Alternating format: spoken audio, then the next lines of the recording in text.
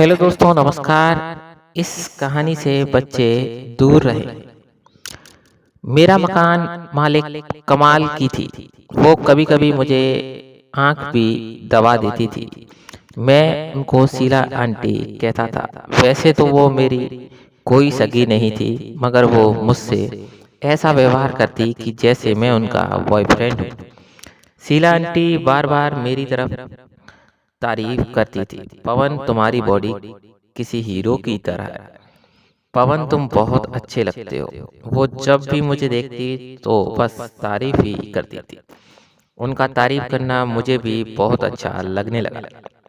Sheila aunty जब मुझे touch करती थी तो मुझे अलग वाली फीलिंग आने लगी थी। वो जब भी मुझे अकेले देखती तो मुझसे रोमांटिक अंदाज में बातें करती थी। वो बातें करते करते मेरे वहाँ भी हाथ लगा देती थी। अब शीला आंटी की हरकतें कुछ ज़्यादा ही बदल गई थी। ऐसे ही एक दिन शीला आंटी मुझसे बोली, पवन, क्या तुमने कभी किसी की ज़मीन पर हल चलाया है? मैंने कहा, अभी तक तो नहीं आंटी, मगर एक बार करना चाहता हूँ। फिर वो बोली, अगर तुम चाहो तो मेरी ज़मीन पर अपना हल चला सकते हो। मैंने कहा, आंटी, अगर आप ऐसा करने देंगी तो आप जो कहेंगी मैं वो करूँगा। वो बोली, मैं बस यही चाहती हूँ कि तुम मेरे खेत की जुताई करो, क्योंकि मेरी ज़मीन बहुत दिनों से सूखी पड़ी है। मैंने कहा, ठीक है आंटी, आप जब कहो तब हम खेत जुताई का काम शुरू कर सकते हैं। वो बोली, वो तो ठीक है, मगर यहाँ और लोग भी हैं, तो हम ये सब बाहर करेंगे। तुम कल रात में मुझे गांव के बाहर जो खेत में टूटी वाली झोपड़ी है वहां मिलना। मैंने कहा, ठीक है आंटी। फिर मैं अगले दिन गांव के बाहर जो खेत में झोपड़ी थी वहां गया। रात के करीब 12 बज रहे थे। चारों तरफ खेत में बस अंधेरा ही अंधेरा था। मैंने सोचा, इतने अंधेरे में शीला आंटी का खेत कैसे जोतूंगा। ऊपर से मुझे थोड़ा डर भी लग रहा था, मगर शीला आंटी की जमीन जोतने की खुशी में मुझे कुछ ही भी नहीं दिख रहा था। शीला आंटी के पास जो बंजर जमीन थी उसे जोतने के चक्कर में मैं एकदम अंधा हो गया था। मैं उस झोंपड़ी के अंदर गया, तभी किसी ने मुझे पीछे से दबोच लिया। मैं एकदम से डर गया। फिर मुड़कर देखा तो शीला आंटी थी। वो बोली, अरे पागल, चिल्ला क्यों रहे हो? मैं ही हूँ तुम्हारी शीला आंटी। मैंने कहा, आंटी, आप तो बड़ी सज धज कर आई हो, कितनी सुंदर लग रही हो। वो बोली, अच्छा, अब टाइम बर्बाद ना करो, चलो जल्दी से हल निकालो। शीला आंटी बड़ी उतावली हो रही थी अपना खेत जुतवाने के लिए, और वो भी क्यों ना। आखिर शीला आंटी की शादी को 2 महीने बाद हुई। उनके पति विदेश चले गए थे, इसीलिए शीला आंटी की जमीन पूरी की पूरी बंजर ही पड़ी थी और उस पर हल चलाकर पानी छिड़कने वाला कोई नहीं था। लेकिन उनके पति के विदेश जाने पर मेरा फायदा जरूर हो रहा है। मैंने जल्दी से अपने वो उतार दिए और अपना हल निकाल कर शीला आंटी के सामने कर दिया।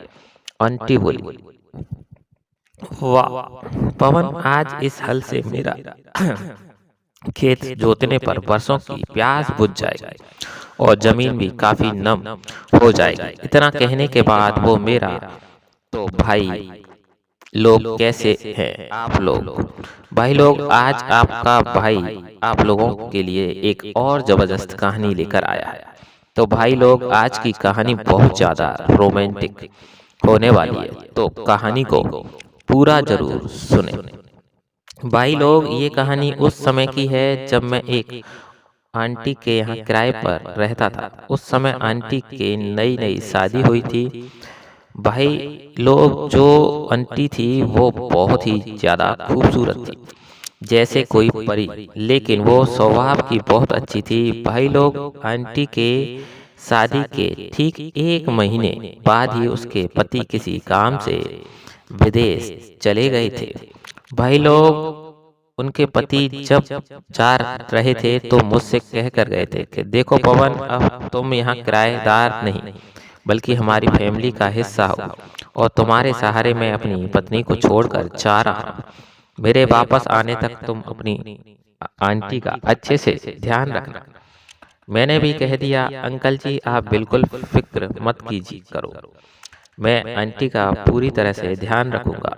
अंकल के जाने के बाद अब घर में सिर्फ मैं और शीला आंटी अकेले रहते थे।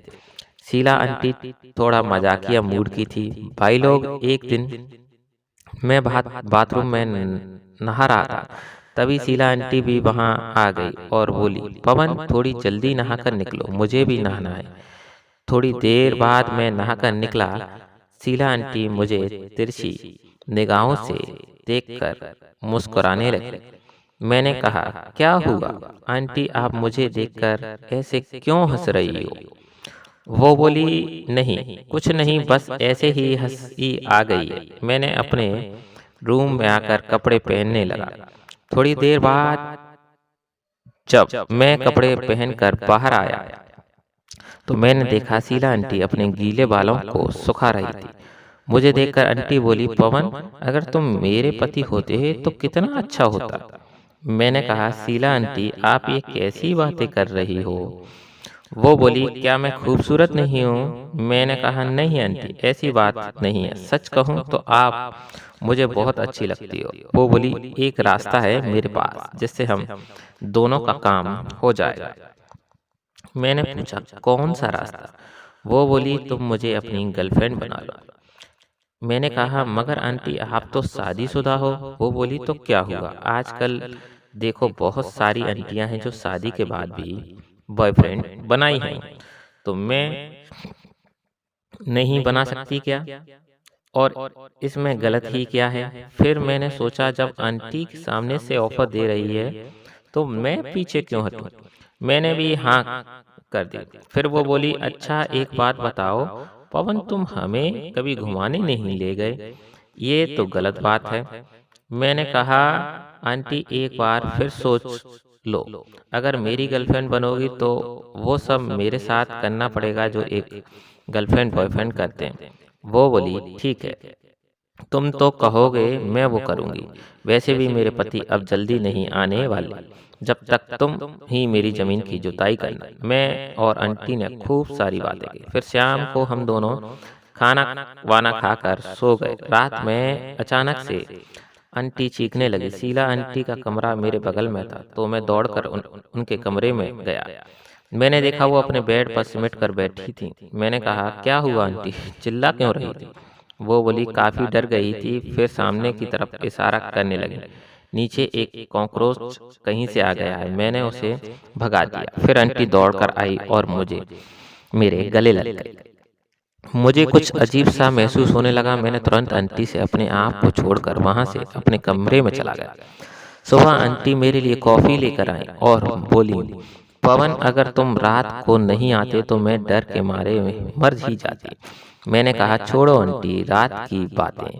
वो बोली, अच्छा पवन एक बात बताओ, तुमने कभी जन्नत का नज़ारा देखा है? मैंने कहा, नहीं तो ये जन्नत का नज़ारा कैसा होता है? वो बोली, चलो अभी छोड़ो, जब मौका आएगा तो तुम्हें जन्नत का नज़ारा दिखाऊंगी भी और सैर भी करवाऊंगी। तभी वो बोली, अच्छा तुम जल्दी से रेडी हो जाओ, हम कहीं बाहर घूमने चलते हैं, काफ़ी दिनों से घर में रहकर बोर हो गई हूँ। फिर मैं जल्दी से नहाकर धोकर तैयार हो गई और अपनी रसीली आंटी के साथ घूमने निकल गया। हमें घर वापस आने में शाम के 6 बज गए थे। हमने शाम का खाना भी बाहर के होटल से पैक करवा लिया था ताकि घर पे आकर खाना बनाना ना पड़े। हमें दोनों बहुत थके हुए थे। बिस्तर पर गिरते ही हमारी आंख लग गई। सुबह जब मेरी आंखें खुली तो मैं ये मंजर देखकर घबरा गया। मैं जल्दी से हड़बड़ाकर खड़ा हो गया। मैंने देखा आंटी भी मेरे बगल में लेटी हुई थी। मैंने तुरंत शीला आंटी को जगाने लगा। वो आंखें मीचती हुई उठी और बोली, वाह पवन, आज सोने में जितना मजा आया उतना पहले कभी नहीं आया। जब मेरा और शीला आंटी का रिश्ता एक पति पत्नी की तरह हो गया था। मैंने सोचा एक न एक दिन ये बात उनके पति को जरूर पता चल जाएगी। अगर ऐसा हुआ तो हमारी बहुत बेइज्जती होगी। फिर अगले दिन से मैंने आंटी से बोलना चालना बहुत कम कर दिया। उनके ऊपर ज़्यादा ध्यान भी नहीं दिया देता था। लेकिन शीला आंटी हर बार मुझसे हंसी मजाक करती थी। वो घूम फिर के मुझसे अपनी जमीन पर हल चलवाना चाहती थी। एक दिन वो मेरे बेड पर आकर लेट गई थी। फिर मैंने फैसला किया, जब तक मैं आंटी के यहाँ किराए पर रहूँगा तो वो मेरा फ़ायदा उठाने का ज़रूर सोचेगी। फिर मैं अगले ही दिन बिना बताए शीला आंटी के घर से चला गया। तो दोस्तों, आज की हमारी कैसी लगी कहानी? अगर अच्छी लगी हो तो प्लीज़ चैनल को सब्सक्राइब कीजिए। धन्यवाद।